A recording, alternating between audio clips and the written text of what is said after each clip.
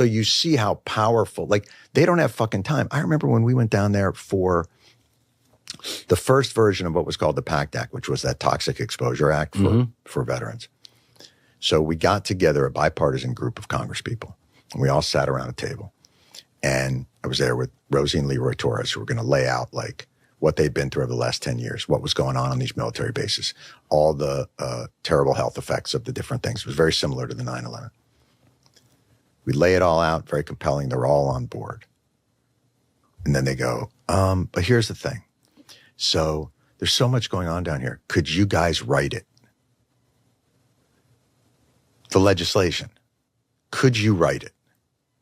And I'm like, I could write a 10-minute bit about the legislation, but I don't know the first thing about it. They don't know the first.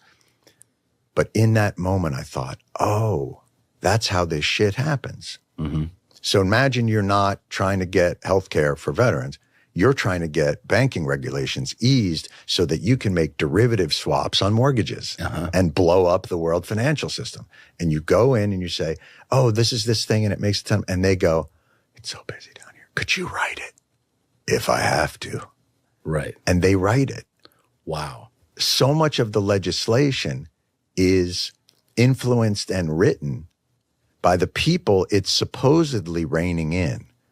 And so there's like a wealth incumbency built into the system, or a legislative incumbency for these larger industries that weeds out competition.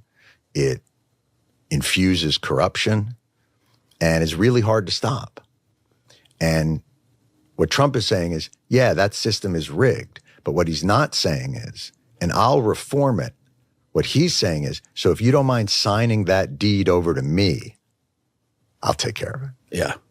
And that's the part that is, that he's not interested in a fairer system. He's interested in to the victor go the spoils.